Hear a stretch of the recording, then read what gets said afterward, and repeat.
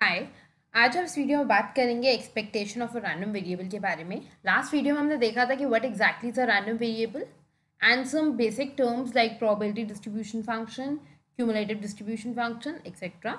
सो आज हम बात करेंगे how to find expectation of that random variable. So सबसे पहले हम स्टार्ट करते हैं डिस्क्रीट रैंडम वेरिएबल के लिए। अब डिस्क्रीट रैंडम वेरिएबल में क्या कहते हैं? Let X be a discrete random variable which can assume values x1, x2, x3 and so on till xn with the associated probabilities p1 equal to probability of x is equal to x1 plus p2 equal to probability of x is equal to x2 so on till pn is equal to probability of x is equal to xn। Right, इसका मतलब क्या हुआ? अगर एक random variable है x, उसकी probability है x is equal to x i, जिसको हम क्या कहते हैं? P I. सो इसका मतलब अगर एक वेरिएबल है x जो कि एज्यूम कर सकता है वैल्यू x1, तो उसकी प्रोबेबिलिटी होगी p1। x2 है तो उसकी प्रोबेबिलिटी होगी p2। x3 है तो उसकी प्रोबेबिलिटी होगी p3। सो ऑन वैसे ही अगर xn है तो उसकी प्रोबेबिलिटी होगी pn। राइट, अब अगर ऐसा है तो in that case expectation of x which is also remembered as mu, हमें ये साइन होता है एक्सपेक्टेशन का, which is equal to summation of x I P i, right, for all the i's, i is equal to 1 to n। तो expectation is something similar to mean, average, right. So अगर हम देखा जाए तो इसका मतलब क्या है? Summation of x I P I का मतलब क्या है? x1 इंटू पी वन हम निकालेंगे, पहले x2 p2 निकालेंगे, x3 p3 निकालेंगे, एक्स एन पी एन। पहले हमने ये सारी वैल्यूज निकाली, फिर हम क्या करेंगे? इन सब का सम कर देंगे। तो इससे हम क्या कह सकते हैं सिंपली कि हमारी एक्सपेक्टेशन किसी भी डिस्क्रीट रैंडम वेरिएबल का क्या होगा? Mu which is equal to summation of x I P I for I is equal to 1 to n का मतलब x1 p1 plus x2 p2 plus x3 p3 so on till xn pn तक हम ये सारा add कर देंगे। इससे हमें क्या मिल जाएगा? Expectation of a discrete random variable. वैसे ही आता है कॉन्टिन्यूस रैंडम वेरिएबल। तो हमें पता है let X be a continuous random variable whose PDF is F. अब हमें पता है इसका जो पीडीएफ होता है एक फंक्शन के फॉर्म में होता है, बिकॉज वो एक पॉइंट प्रोबेबिलिटीज नहीं होती, वो एक इंटरवल की प्रोबेबिलिटीज होती है, राइट।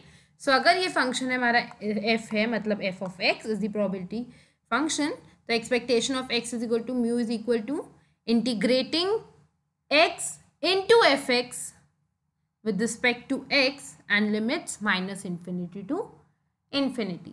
जनरली लिमिट स्टेटेड होती है, कभी बहुत बार आपको होगा 0 to 1, 0 to 2 या फिर -10 to -20, कुछ भी लिमिट्स हो सकती है। तो आप वही स्पेसिफिकली हम उस पर बात करते हैं। अभी हम उस पर आगे क्वेश्चन में देखेंगे कि वो कैसे होता है, राइट। अब हम बात करते हैं प्रॉपर्टीज ऑफ एक्सपेक्टेशन की। पहली property, expected value of a constant is the constant itself. मतलब कि अगर हम कांस्टेंट क्या होता है? कोई भी एक नंबर हो, 23, 48, 100, 1, 2, ये सब कांस्टेंट्स है। तो अगर आप उस कांस्टेंट सी के लिए अगर उसकी एक्सपेक्टेशन निकालोगे तो वो खुद ही वो कांस्टेंट होगा। Second property, expectation of the sum और difference of two random variables is equal to sum और डिफरेंस ऑफ द एक्सपेक्टेशंस। मतलब लेट्स सपोज दो random variables x and y, तो उस केस के अंदर अगर मुझे निकालना हो expectation of x plus y, तो उसका मतलब क्या हो गया? Expectation of x plus expectation of Y.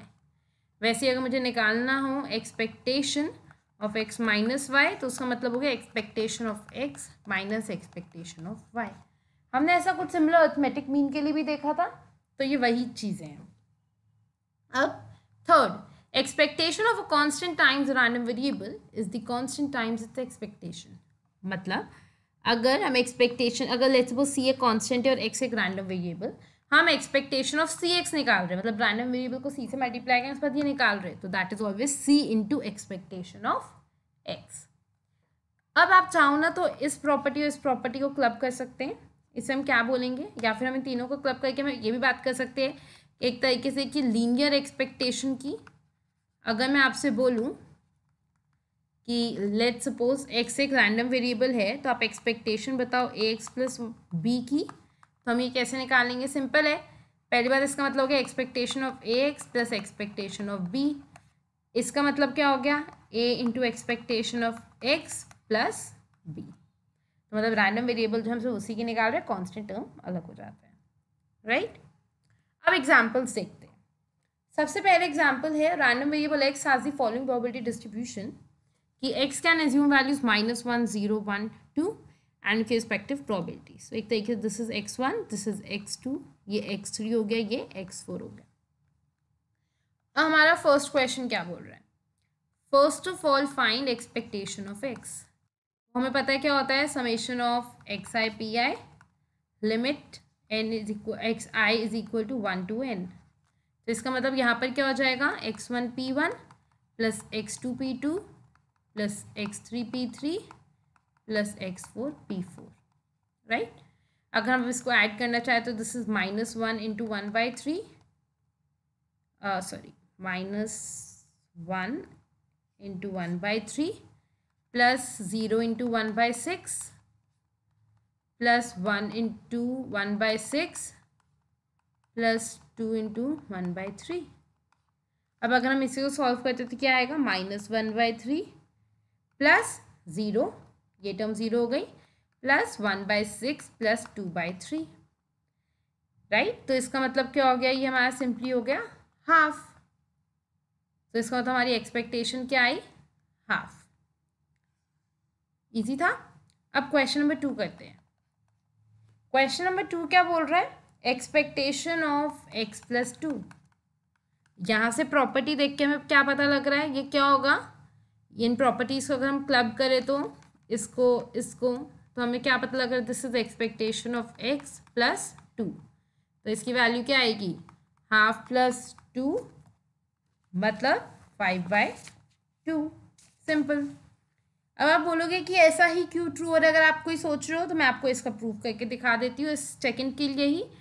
अगर मैं कह रही हूँ एक्सपेक्टेशन ऑफ x प्लस 2 का मतलब क्या हुआ, simply expectation of x plus 2 is equal to summation of x plus 2 X I plus 2 into P I, यही हुआ ना, i is equal to 1 to n।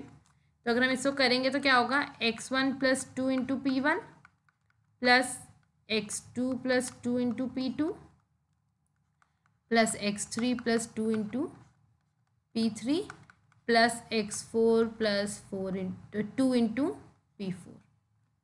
Values put कर लेते हैं, राइट। इसके अंदर अगर आप देखो जनरली, अगर अब मैं इसी को सॉल्व कर रही हूँ तो इसका मतलब क्या हो गया, this is -1 plus 2 into 1/3 plus x2 plus 2, या फिर अगर इसमें हम वैल्यूज़ नहीं भी चलो पुट करते, हम इसको जनरली ही कर लेते हैं बिना वैल्यूज़ पुट करें, वैल्यूज़ बिना पुट करें या पूरा सॉल्व करें, चलो ठीक है करके ही देख लेते हैं। 1/3 x2 प्लस 2, x2 क्या हो गया, 0 plus 2 into 1/6 plus 1 plus 2 into 1/6 plus 2 plus 2 into 1/3। अब एक तरीके से आप देखो, अगर हम इनको करें तो ये क्या हो गया, -1 इंटू 1/3 प्लस 2 इंटू 1/3। तो एक तरीके से 2 इंटू 1/3 अलग हो गया, -1 इंटू 1/3 अलग हो गया।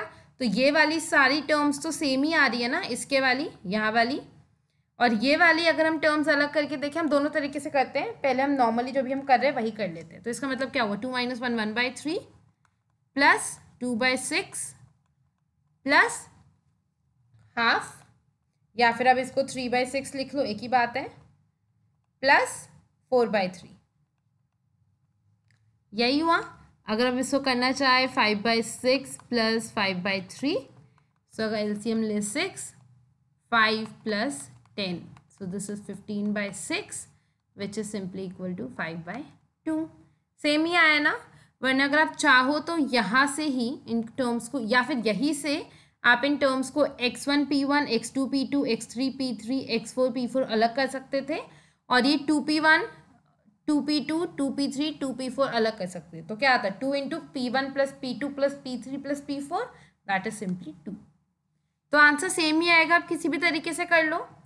अब थर्ड क्वेश्चन को हम डायरेक्टली कर लेते हैं।